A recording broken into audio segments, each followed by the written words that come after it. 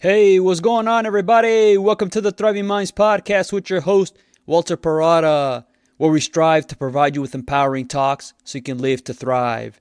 Remember, if you enjoy these empowering talks and you want more, make sure to subscribe to our podcast and our channel. I hope you find yourself in the right frame of mind, focusing on all the things within your control. All right, so today's episode, we're going to be talking about being more independent of the outcome. So in everything that we do, we're always striving for some sort of outcome. It's the reason why we do anything. We gain knowledge so we can make better decisions that improve our lives. We make a living so we can have money to buy our essentials and possibly more. We play a sport to win or to have fun. We eat to satisfy our hunger needs. These are all reasons why we do what we do, because we're looking to fill a need. But when we come up short of what we're trying to accomplish, it can be very disappointing and sometimes even devastating, to the point where it makes it very difficult to rebound from it. Maybe even wanting, to just throw in the towel, stay down. That's where that self-pity starts to take over. That hurt that is felt when we come up short of what we're after, no matter how big or how small, is actually a necessity that helps us be more resourceful to develop another way of achieving the goal. If it can feel like it's too much for us to handle at that time, it can lead us to wanting to give up our pursuit. For some people, they do a relatively good job of taking this in stride, understanding that while they might have come up short in what they're after, it's not a crippling blow that limits them, but really an opportunity to pivot. But for others, it can feel just like that, where it just contributes to frustration, anger, and it feeds the doubt.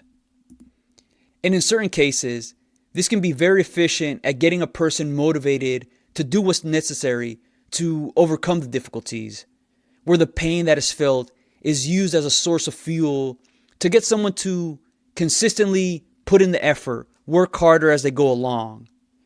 Where this can become a bit of an issue is when it's taken to the extreme. Sometimes this can be used as a way to talk down to yourself, to get you to really respond and rise up to the challenge that you're up against. And that's fine every now and then.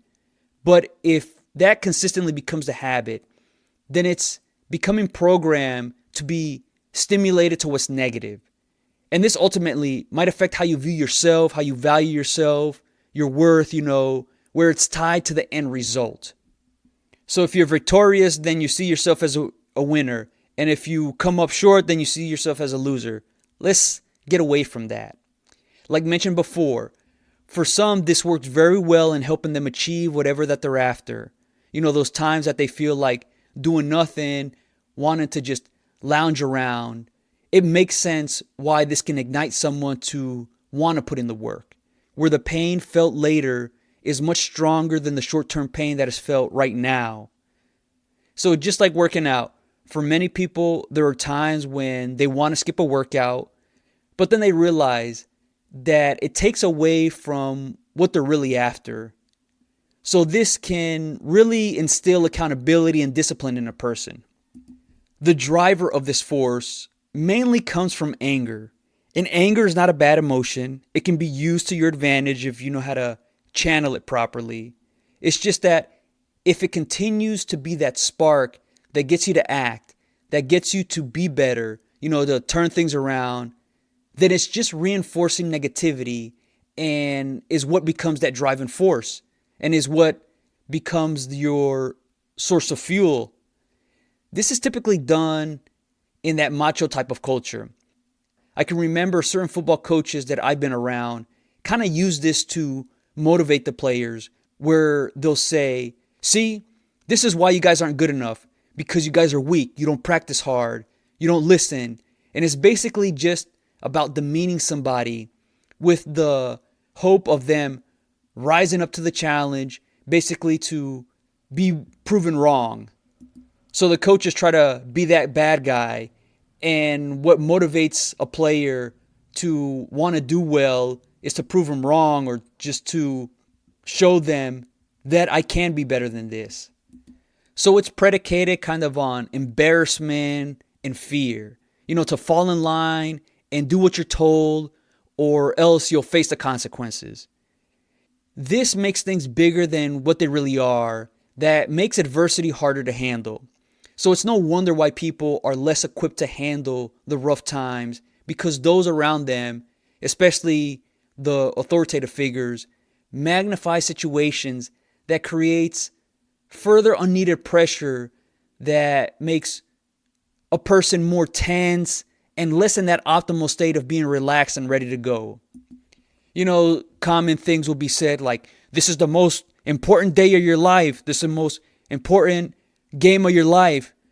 This is the biggest test of your life. Come on now. You don't know that for sure. It's a big moment. Certain cases can be a big moment, but let's not make it an all or nothing scenario. And what this does is it causes a person to fear the repercussions and less wanting to do things for the benefits. So when achievements are reached, it creates a sense of relief instead of enjoyment. So it could be a big triumph at work, and with that negative perspective, that negative message that others say to the people that they're around, when those successes are reached, it feels more like, oh, we get to survive, instead of like, yeah, we got to enjoy this time. For me, when I hear this from others and them trying to motivate me with negativity, it actually does the opposite. I rebel against it. That brings out the worst in me. And I knowingly do this really out of spite, just to not give them the satisfaction that they were the ones that made me succeed. So while those that use this approach think that it's effective because it's worked for certain high-level achievers, it's not a one-size-fits-all. Yes, there are many high-achieving individuals that this has worked great for, where they've experienced some sort of very difficult hardship, and that was a pivotal moment that led them to understanding what they needed to do and change things for the better. That's only a small amount, though, that this actually works for. But for others using this approach, it can be very detrimental, leaving a very ugly, lingering feeling that contributes to feeling unworthy. It creates a certain level of inadequacy that is fueled by negativity, that causes the self-doubt to just grow and grow and grow. Yes, some people know how to use their self-doubt that can propel them forward just to prove, that doubt and others wrong. And it's almost like this is a wanted trait, because it shows just how mentally tough or how thick your skin is, that you can take a lot of pain. So like mentioned before, certain people in that authoritative role can use that negativity to want to bring out the best in people, but it actually does the opposite for many, where they better respond to positive reinforcement, where they're built up to silence the doubt. Let's just take a look at many large animals that are very powerful and strong. The notion is that nothing really scares them, that they'll fight off whatever threat there is without them being rattled. But in actuality, when they're rattled, that's what makes them aware of what could be an intense situation that gets them ready to handle what they're about to face. An elephant is a great example of this. Surprise them in any way, and they can become violent, trying to fight or run from what they perceive as a threat. That's bringing out the worst in them. And people are similar. You treat them poorly, and they're going to react accordingly. How can you expect someone to handle themselves with grace, thinking that they're going to get the best out of them when they're treated with disrespect? People are going to react accordingly to how they're treated or the situation that they find themselves in. So knowing this can help you in whatever you decide to pursue, where you can avoid putting how you value yourself based on the results that you get. So if you come up short in whatever goals that you're trying to achieve, you understand that you're not a failure, that you can achieve what you want, and having that reinforcement can help you rebound from shortcomings like this, where there's less lingering, less self-pity, less self-doubt, and more constructive thinking, more evaluating what happened to take lessons from what was gained. And then you can continuously apply that going forward, whether it's a similar or a different situation that you find yourself in. Operating this way gives you a whole new sense of freedom and liberation where the outcome is not directly tied to thinking that the preparation that was put in was a waste of time. And this can make you more open to evaluating certain things that you need to improve on. Maybe you thought initially that you prepared enough or well enough, and then you come to find out, I could have done better. I could have done more. Actually, a lot more. That there was a lot of opportunities left on the table, but what happened in the past can't be changed.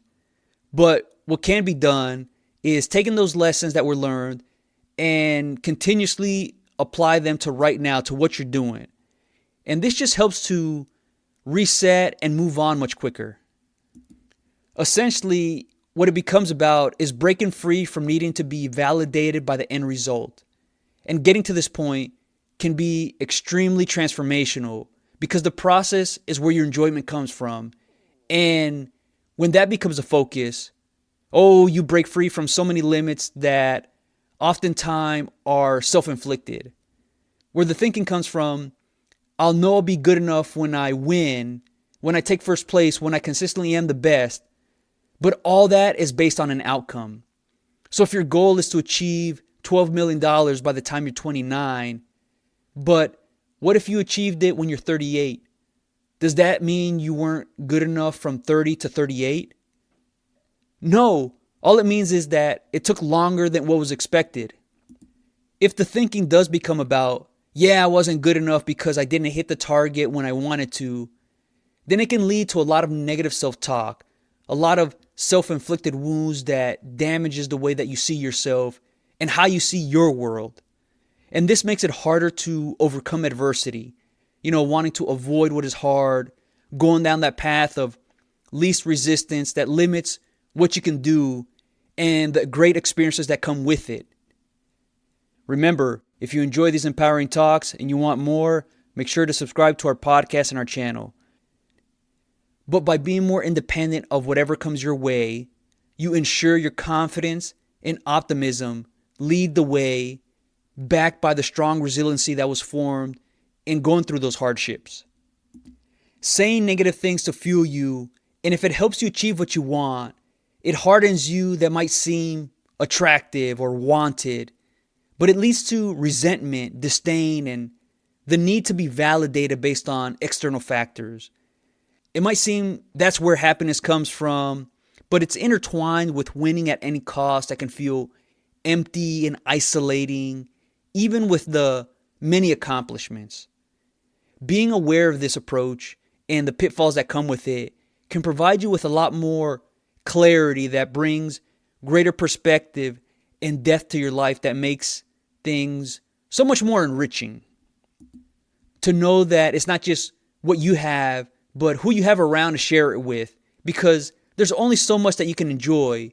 And when you have your loved ones around to share your victories, to share your defeats, it's a very accepting feeling of reassurance that we all need. While it might be uncomfortable to admit, we all need some sort of reassurance. And when we know that our loved ones provide that for us and understand this, we can operate with a greater sense of conviction. What becomes so free and liberating when breaking away from the outcome is it allows you to consistently perform at your best, because in this state, you're relaxed and ready to go, striking the balance between composed and intense. This gives you the ability to strike with a higher degree of accuracy and precision that resonates more. So the roller coaster ride that you're on, whether it's at school or at work, whether it's at the sport that you're competing in, you're able to focus on what's important related to yourself that naturally brings the great things out. And that's where you enter that fluid state of just being able to perform at a high level. Just think of some of the great days that you've had. It might seem like everything is just falling into place, that it was just meant to be. But if you actually take a look at it, there were many things within your control that you did well. Simple things that are important, such as getting the right amount of rest, getting yourself ready for the day, which involves waking up at an early enough time to allow you to get in the right frame of mind, physically actually get ready, dressed, brush your teeth, eat, drink your coffee or orange juice, whatever it might be. And this involves things that you probably did the night before that saves you time that next day. So that momentum just continues, and eventually you just think, man, everything is just coming together today. I wonder what it is. But on those other days where it just seems like everything is going wrong, maybe you procrastinated and forgot to do a certain project that needed to get done, and now the deadline to submit it is tomorrow. And the night before you had to stay up late finishing it up, and maybe you only got 3 hours worth of sleep. And then when your alarm goes off, it shocks you, and the thinking is, it's already time to wake up.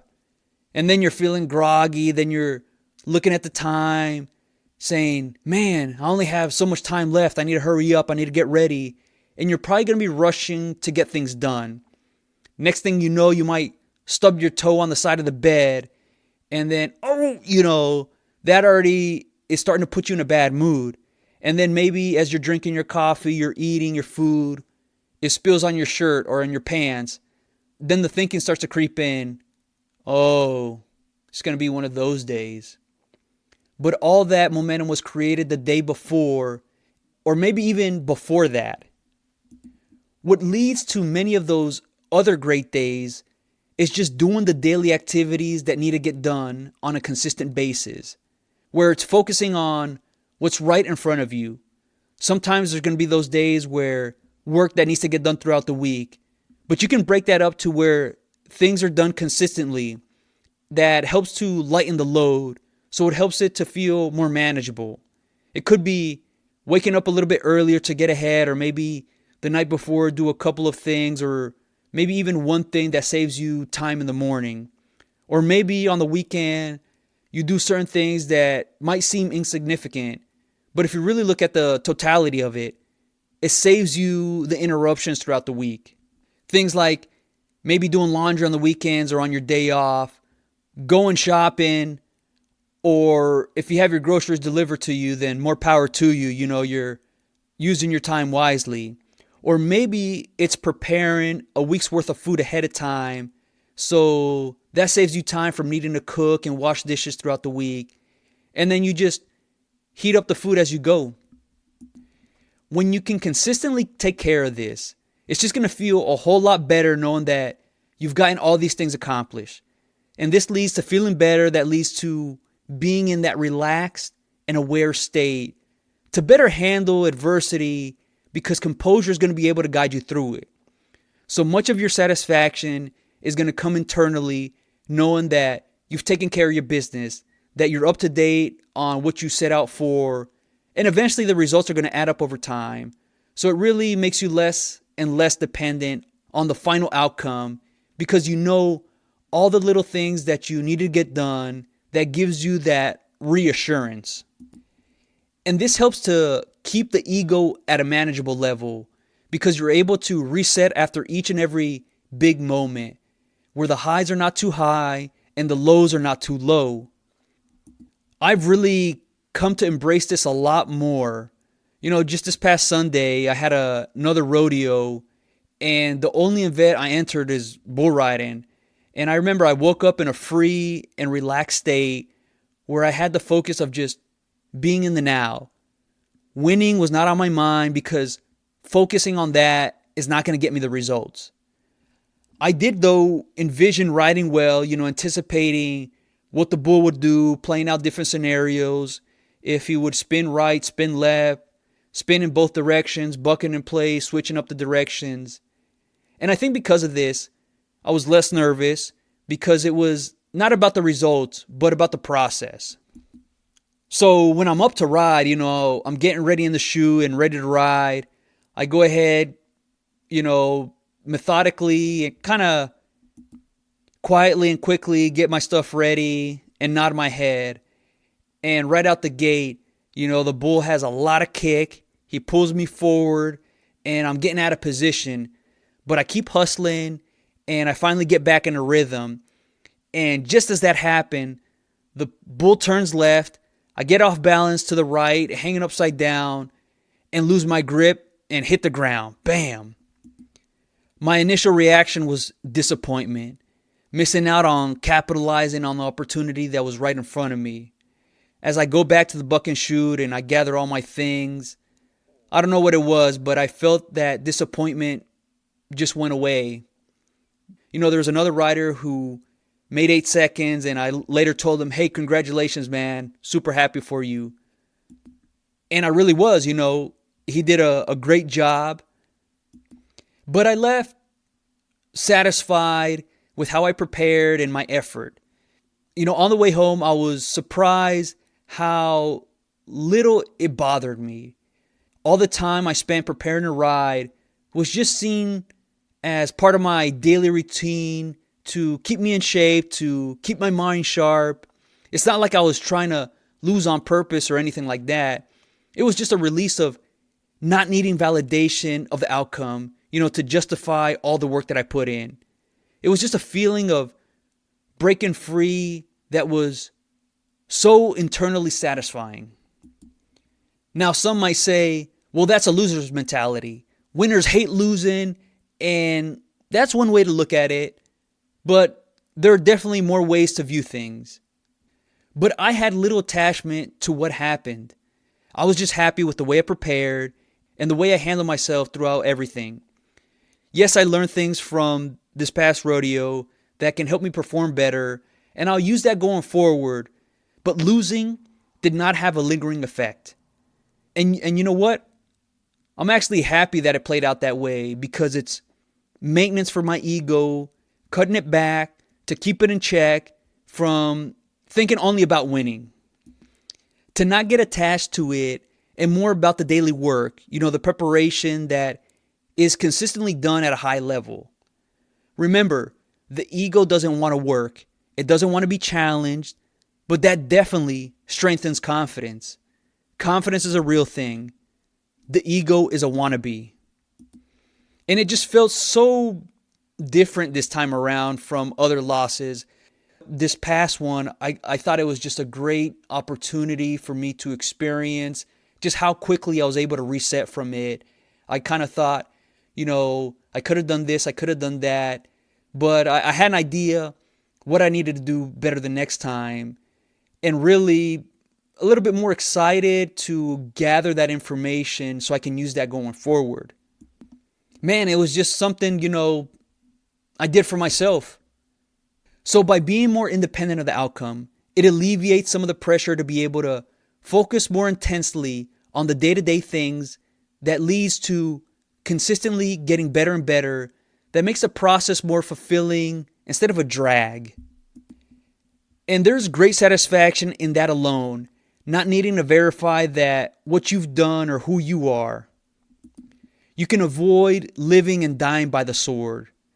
Think of things that we might say, such as, I'll be happy once I get a house, once I pay it off, once I have my dream car, once I have $12 million, once I have my dream life.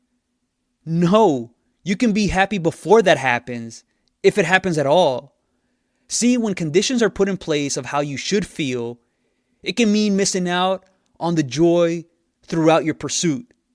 And then if you reach what you set out for, it can feel very euphoric initially, but then that's going to wear off, where you're looking for the next big wave, where you get that same thrill.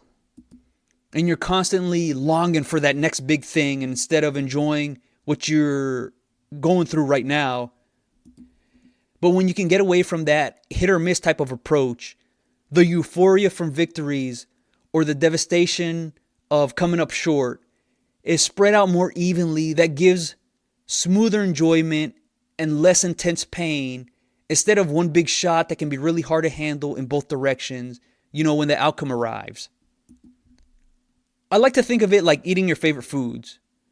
Would I prefer to have my favorite foods spread out throughout my life with some disappointing meals sprinkled here and there?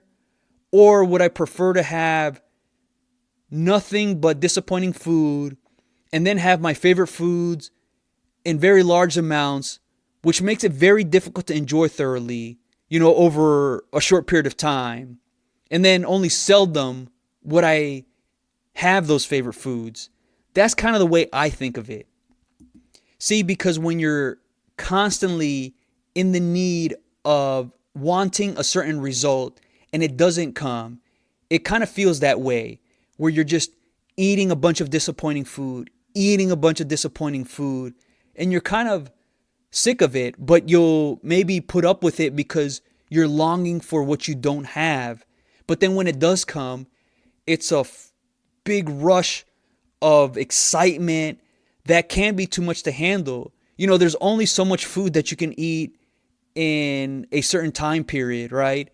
So by having that favorite food spread out, it allows you to enjoy it in smaller amounts to really savor it. So that's just another way to look at things. So being attached to the outcome is kind of like that. Just experiencing the disappointment prior to getting the outcome that you want because of longing for what you don't have, that can create a sense of dread that promotes nervousness and being tight when it comes time to perform. So if the promotion that you want at work does not materialize yet, or you came in second or third in whatever that you're competing for, it makes it much more difficult to handle yourself in those times. So by being more independent of the outcome, you can better process whatever happens to take the disappointing moments in stride and the triumph with greater humility that allows you to enjoy the day-to-day things, the process of what you choose to do. And this means a more fulfilling experience. It's not to say to yourself, I don't care if I win or lose, but that I can handle either scenario because of the way I consistently prepared. That my validation is independent of the results, and I value what I do day in and day out. This approach will really make you balanced to operate with more composure and intensity that makes you so much more effective in your pursuits. I really hope you enjoyed this episode. If you're interested in more topics like this, become a Thriving Minds member at www.thrivingminds.live. It's your personal development resource so you can build that right mindset so you can live to thrive.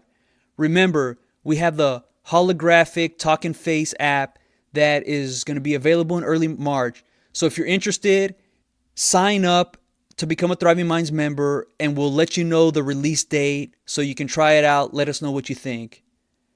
All right. Until next time.